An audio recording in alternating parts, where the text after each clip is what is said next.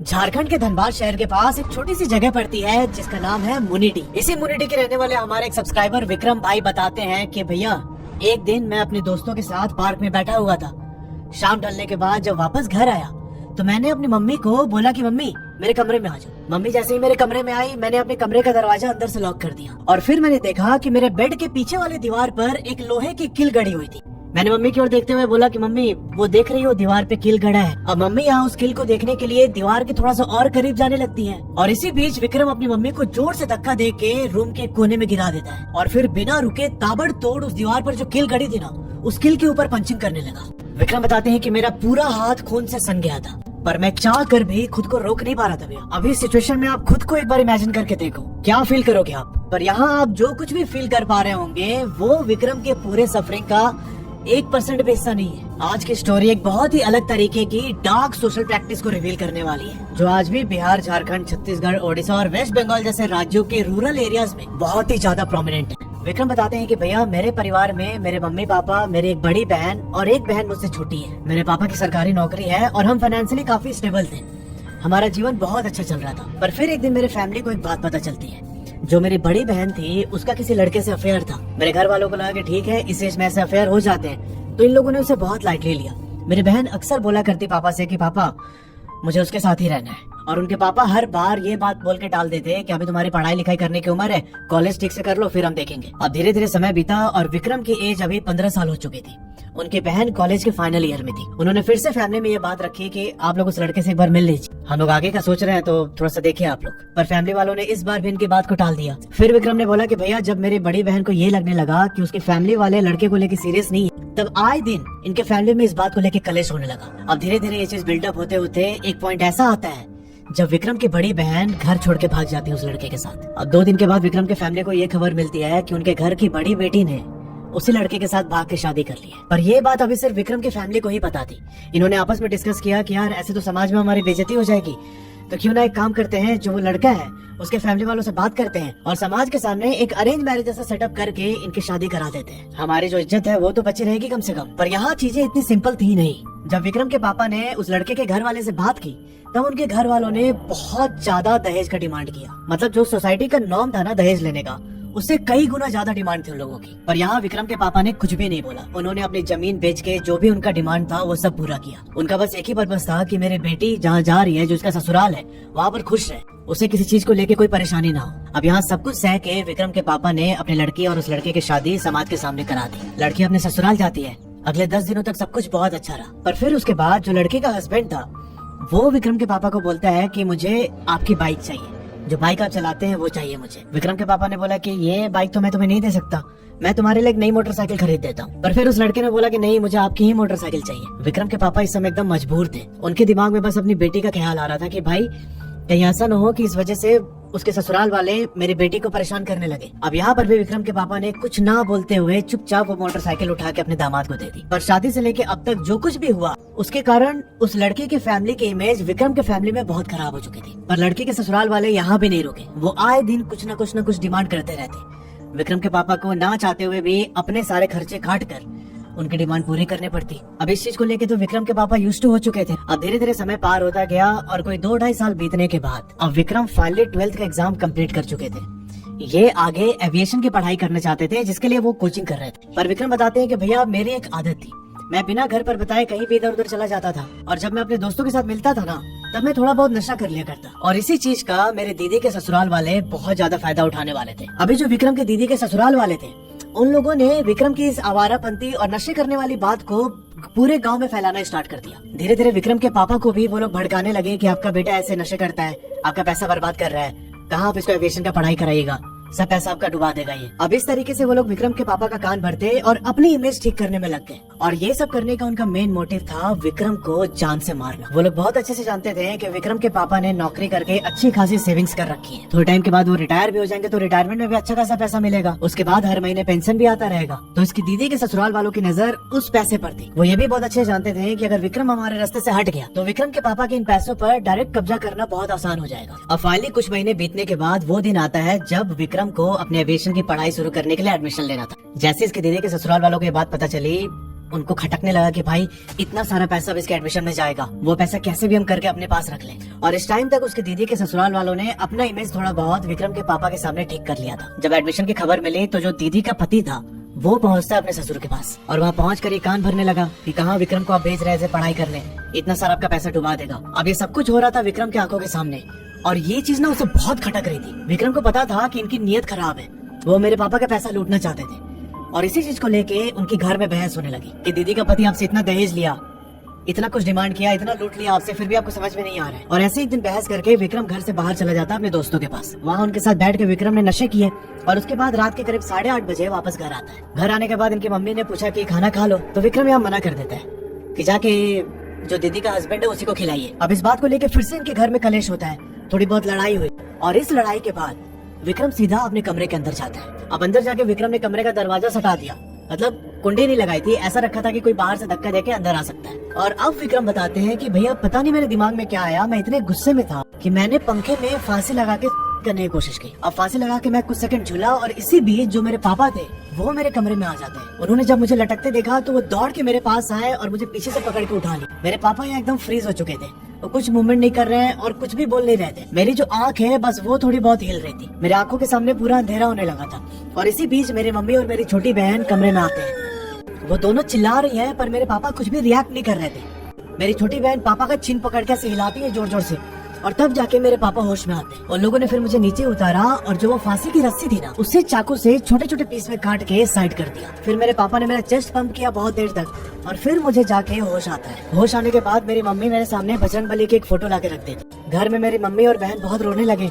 पापा तो अभी भी एकदम नम होके पड़े हुए थे और मैं बाथरूम के बाहर जो वॉश मशीन के ऊपर मिरर लगा रहता है उस मिरर के सामने खड़े होकर खुद को देखने लगता। मैंने देखा कि मेरे गले में उस रस्सी का निशान पड़ चुका है और वो निशान लाल कलर का था। अब उस पूरी रात घर वाले मेरे पास बैठे रहे, मुझे समझाते रहे। पापा अभी भी कुछ नहीं बोल रहे थे और फाइनली रात के करीब 1:30-2 बजे मुझे नींद आई और मैं सो गया। और यहीं से इस कहानी के एक बहुत ही डार्क चैप्टर की शुरुआत होती है। अब उस घटना की अगली शाम को विक्रम अपने दोस्तों के साथ पार्क में बैठे हुए थे। विक्रम बताते हैं कि भैया घर से निकलने से पहले मैंने शीशे में देखा था कि मेरे गले में वो लाल निशान बहुत प्रोमिनेंटली दिख रहा है, पर जब मैं अपने दोस्तों के पास बैठा ना तो किसी को भी मेरे गले पे वो निशान नहीं दिखाई दे रहा है। मैं उम्मीद कर रहा था कि मेरे दोस्त मुझसे पूछेंगे कि ये गले पर क्या हुआ है, पर किसी ने भी नहीं पूछा। और ऐसा नहीं था कि मैंने गला ढक के रखा हुआ है, हाफ टी शर्ट थी और पूरा ओपन बैठा था। मैं पूरे टाइम यही सोचता रहा कि मेरे दोस्तों ने पूछा क्यों नहीं अभी तक। और ऐसे ही सोचते सोचते शाम टली और मैं वापस घर आ गया। घर आके मैंने मम्मी को अपने कमरे में बुलाया और अपना कमरा लॉक कर लिया। अब यहाँ वही चीज होती है जो मैंने आपको पहले इंट्रो में बताया था। विक्रम अपने बेड के पास देखते हैं कि दीवार पर किल खड़ी हुई है लोहे की।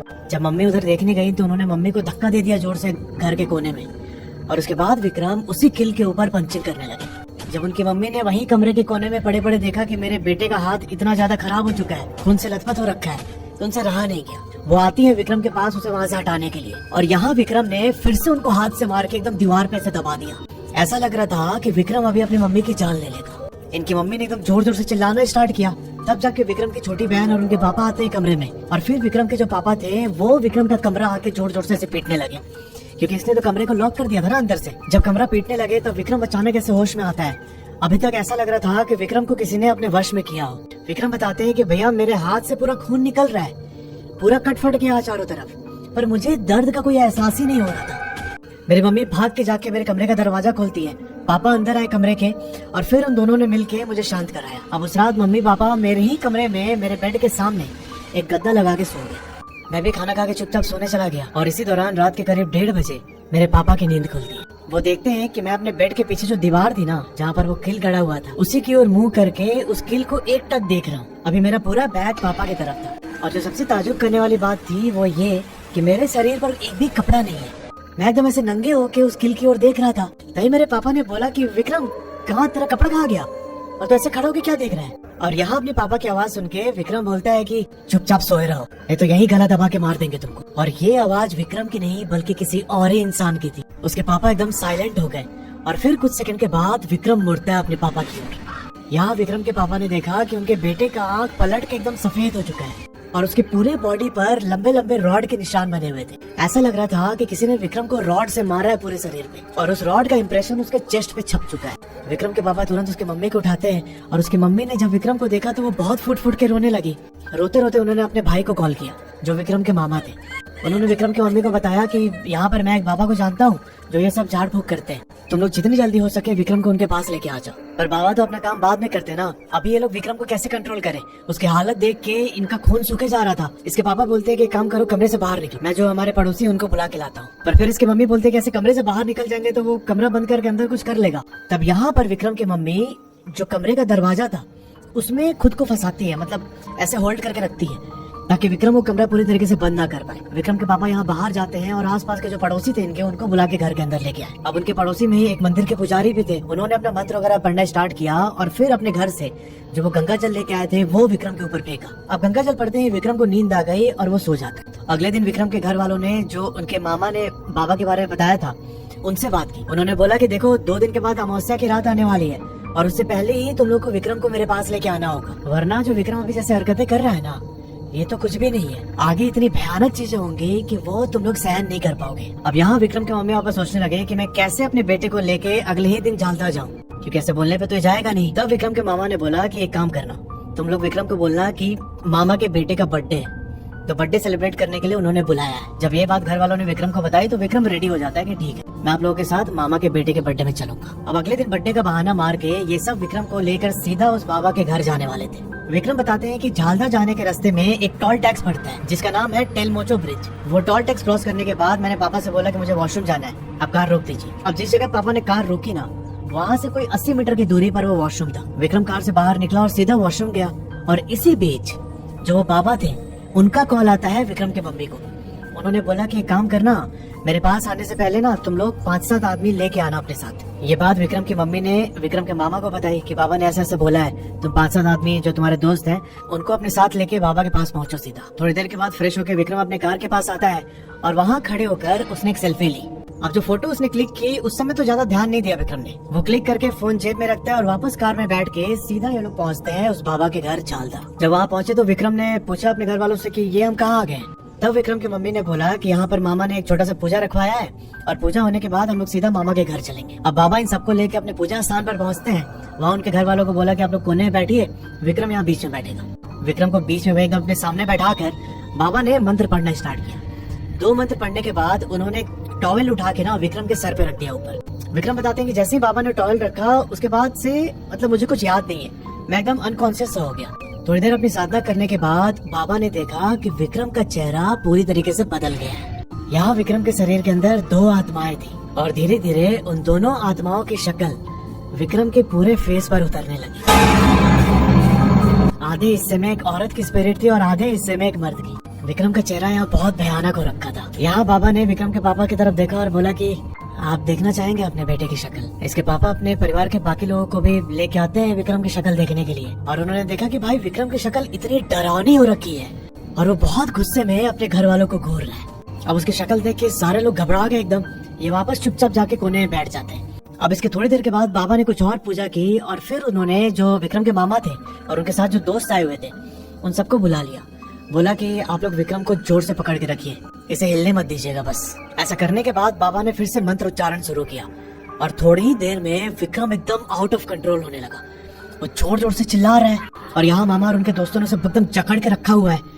पर यहाँ विक्रम के अंदर इतनी ज्यादा ताकत आ चुकी थी कि वो सबको झटक दे रहा था। फिर बाबा ने बाहर से अपने 3-4 लोग और बुलाए और उन सबने विक्रम को चारों ओर से एकदम जकड़ लिया जोर से। अब फाइनली वो फेज आ जाता है जब वो बाबा उन स्पिरिट से कम्युनिकेट कर रहे थे। उन्होंने पूछा कि कौन हो तुम, इसके शरीर में कैसे आई, किसने भेजा तुम लोगों को। और फिर यहाँ विक्रम के शरीर में जो आत्माएं थी उनमें से एक ने विक्रम की बड़ी बहन का नाम लिया जिन्होंने भाग के शादी की थी और जो दूसरी स्पिरिट थी वो नाम लेती है विक्रम के पापा की एक भाभी थी उनका। जैसे ही भाभी का नाम सुना विक्रम के पापा ने वो एकदम शॉक हो गए, रोने लगे वहाँ फुट फुट के।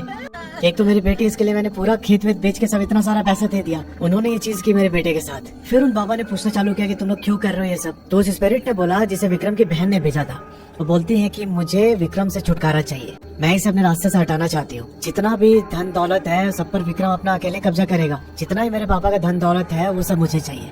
विक्रम को मैं जान से मार के उसे हमेशा के लिए अपने रास्ते से हटाना चाहती हूँ। बहुत दिन से मैं इसकी जान लेने की फिराक में थी पर किसी न किसी कारण से बच जा रहा था। इसके बाद उन बाबा ने अपना पूरा तंत्र मंत्र जो भी क्रिया होता था वो सब कुछ किया और विक्रम के अंदर से उन दोनों स्पिरिट्स को बाहर निकाला। अच्छा, फिर विक्रम बताते हैं कि जो मैंने वो सेल्फी ली थी ना टॉल के पास, उस फोटो को 2 दिन के बाद मैंने दोबारा देखा और मैंने देखा कि जो मेरी आंख है वो नॉर्मली ब्राउन कलर की है, पर उस ब्राउन कलर की जगह पे एक एकदम डार्क रेड कलर का सर्कल दिखाई दिया मुझे। पर बाबा ने मुझे पानी बना के दिया था और बोला था कि 1 महीने तक इस पानी को पीना है। और ऐसा करने के बाद धीरे धीरे जो मेरे आंख का कलर था वो नॉर्मल हो गया और मेरे अंदर से जो स्पिरिट्स थी वो भी हमेशा के लिए बाहर निकल गई। विक्रम ने एक और बात बताई कि अभी इस घटना को बीते 4-5 साल हो चुके हैं, पर अभी भी कभी कभी मुझे लगता है कि मेरी दीदी फिर से कोई क्रिया करके मुझे मारना चाह रही है। मुझे उस चीज का एहसास होता है, पर बाबा ने जो मुझे लॉकेट दिया था पहनने को, वो लॉकेट मेरी इस चीज से रक्षा कर रही है। पर यहाँ एक चीज और होता है कि विक्रम और उनके फैमिली वालों ने इस घटना के बारे में कोई भी जानकारी अपनी दीदी या भाभी को नहीं दी। उनकी दीदी और भाभी को अभी भी ये लगता है कि विक्रम और उनके फैमिली वालों को शायद इसके बारे में कोई नॉलेज ही नहीं है कि वो विक्रम के ऊपर ऐसे ब्लैक मैजिक कर रही है। पर वो भाई बहुत बड़ी गलतफहमी में जी रही है, और अगर शायद वो ये वीडियो देख रही है तो उनकी ये गलतफहमी भी दूर हो जाएगी। और शायद ये कहानी देखने के बाद विक्रम के सिस्टर और उनके जो पापा की भाभी है जिन्होंने ये सब कुछ काम किया है, उनको ये रियलाइज हो कि वो कितना गलत कर रहे हैं। और जो लोग भी ऐसा काम करते हैं भाई, उनका अंत बहुत बुरा होता है। ये मैं अपने नॉन में कुछ ऐसे इंसिडेंट हुए हैं उसके एक्सपीरियंस से बता रहा हूँ, बहुत बुरा अंत होता है। तो अगर आप ये वीडियो देख रही हैं तो ये सब कुछ बंद करके भगवान को सरेंडर कर दीजिए। तो यार ये थी पूरी कहानी। Thanks for watching.